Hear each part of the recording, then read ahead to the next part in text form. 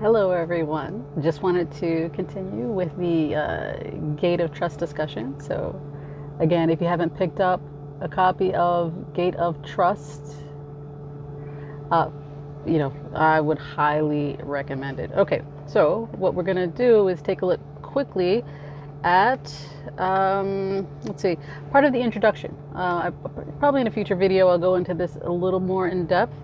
But let me read a little bit of this. So, just so you know, this, Gate of Trust, this is all about trust in God. This was written by Rabbeinu Bachya around 1080, the year 1080. It was originally written in Arabic for the Jewish community in Andalus and Spain. Basically translated into Hebrew about 100 years later.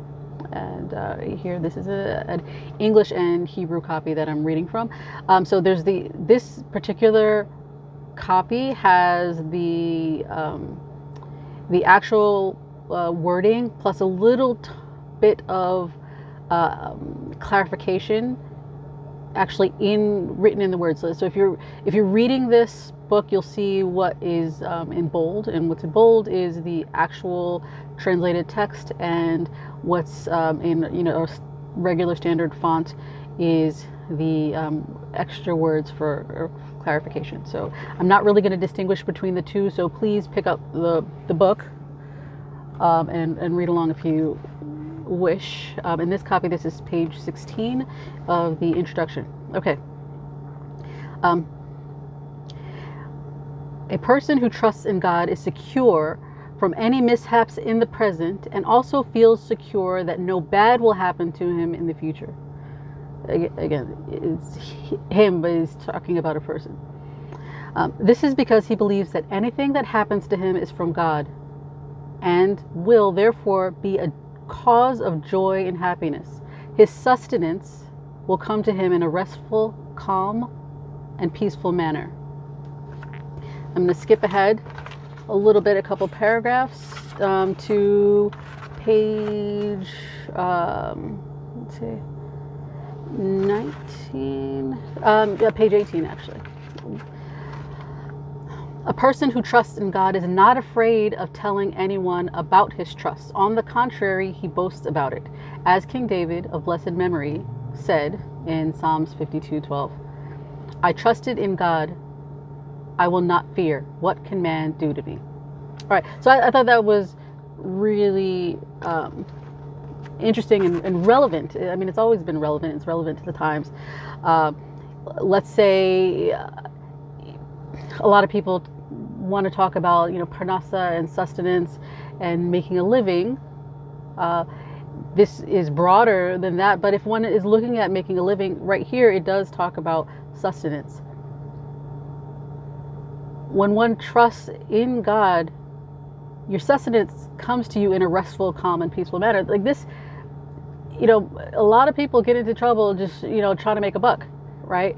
And not reckon, and some people, and this has been me in the past. I'm talking to myself. I'm talking to my past self. Some people will feel like, okay, let me make a living, and then when I get a little bit of a break, then I'm going to go praise God. Then I'm going to pray. Then I'm going to, do other things. And again, I'm not talking to my past self. I'm still talking to my present self, right? So, I mean, don't think I'm being critical of you guys. I really, as I read this, I'm talking to myself, right? Hopefully, it's not as it has been in the past, but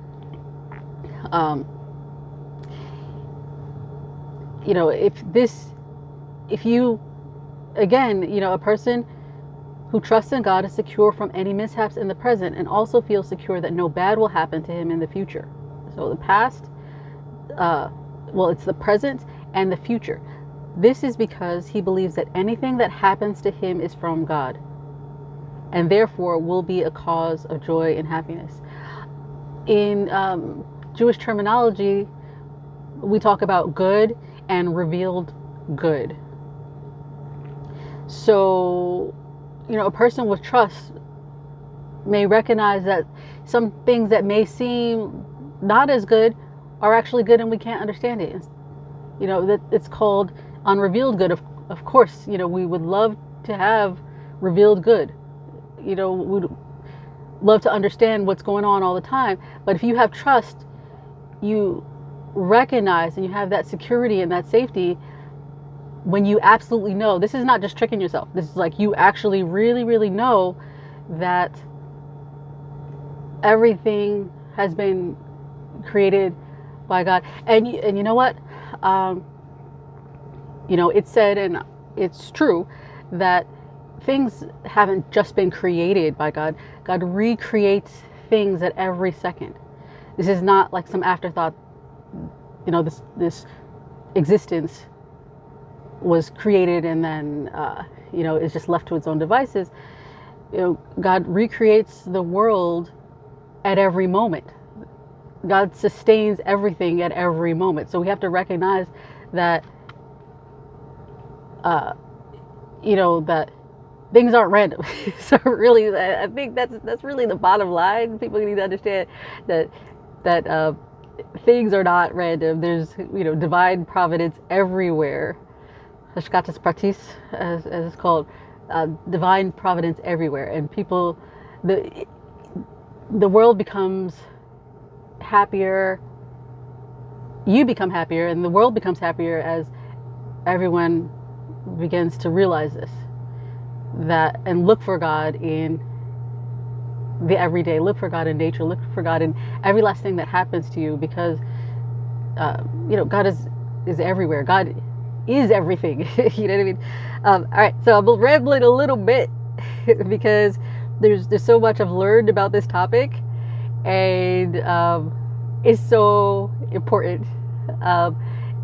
To the very least, it's important to your sustenance, and you're making a living, to your family, to your relationships, to just things, circumstances that you find yourself in, to remember that nothing is random and God is all there is.